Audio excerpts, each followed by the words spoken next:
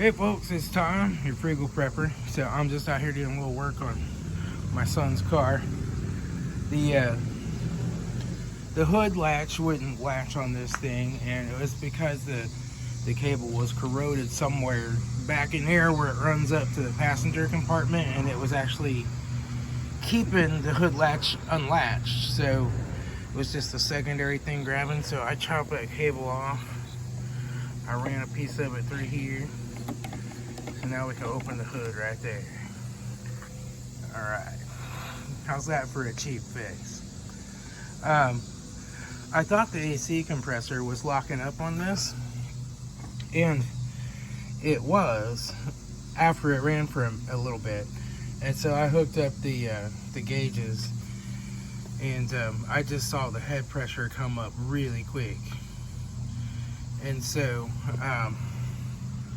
what was going on is this fan wasn't coming on. And so I took the connector off. I took my test light there. I probed it. I saw that I was getting power. I probed the ground by hooking to the battery positive and then probing the ground, and I wasn't getting the ground. And I found this little wire just hanging out right here, going nowhere. And that was actually the ground for the fan. So I hooked on another piece of wire and ran that over here and grounded it. The AC now works great, blows cold air. So that was the problem, was that head pressure was coming up so high that the compressor wouldn't engage anymore. So that's fixed. I'm still waiting on the valve cover bolt. I got the new oil dipstick tube. I'm just not putting it in yet until I'm all done. I gotta bolt this on. But I did get the interior cleaned up a little bit. I got the steering column unhooked in it right now, but it didn't come out too terribly bad, or as bad as it was before. It's a pretty clean looking little car now. These struts here are the wrong ones for this car. They need to have a flat spot in the bottom where they hook up. These are the rear hatch struts. So I'm gonna have to figure that out. I don't know. I keep looking up for ones for a 97 Honda, and there's like 15 different kinds, and I can't find any that have the round part that the bolt goes through. So I'm gonna have to keep looking for that. Until then, we'll just get a stick. So the other thing is the fuel tank started leaking on this guy. So as soon as I jacked it up in the air, got it rocked up, the fuel tank started leaking. So the first time I've ever bought a part from Rock Auto, first time, just because they don't have any telephone-based customer support. I don't normally, you just have to email people in India. But I got a new fuel tank and new fuel tank straps to put in it. That was like 170 bucks, but hey, gotta have it. So the rack and pinion is out. There's the old one. Check out the tie rods on this guy, man. I mean, they're both fried.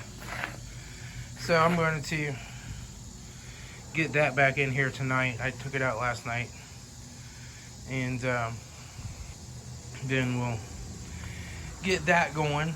I got all the brakes here, new drums, rotors, shoes, to do the brakes all the way around it too. So yeah, we're doing good. I got a new air filter for it too. I got some small bungee cords. I'm just gonna put the air filter on here and run a bungee cord, you know, from corner to corner to hold it down. I would think this has an intake air temp sensor somewhere that was probably supposed to hook up to that, because I believe it doesn't have a map, obviously, unless it's under the air filter. I don't think there's one. I think this is a speed density fuel management strategy, so there should be an intake air temp sensor somewhere that got unhooked, but I don't see it. Maybe these didn't have them. I don't know. Some people asked about the transmission fluid. Hi, Waffles. Hi, Waffle Kitten. What do you want? What do you want, buddy? Meow. Oh my goodness. Oh my goodness. Yeah, you're a good cat. You're a good cat. It's the neighbor's cat.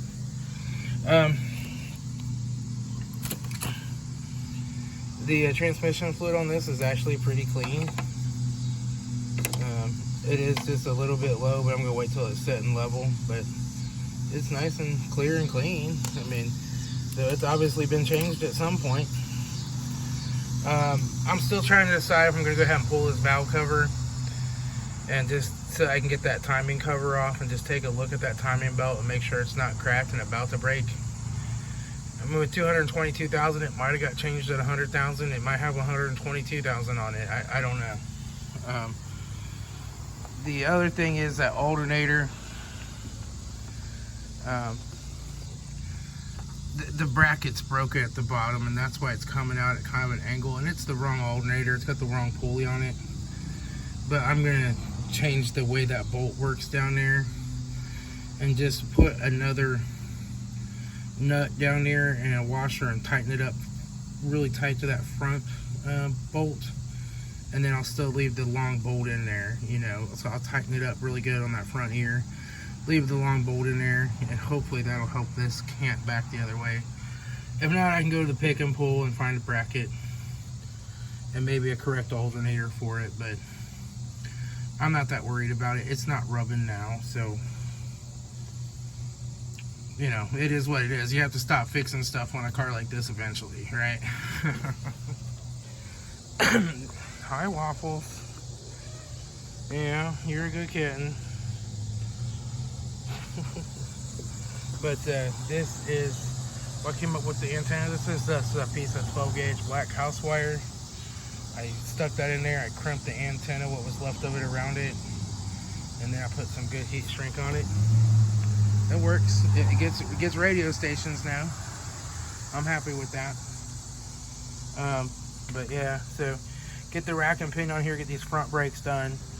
Then the plan is to put the front down, back those back ones up on the ramps, get under there, do the fuel tank. The fuel tank on these isn't too hard.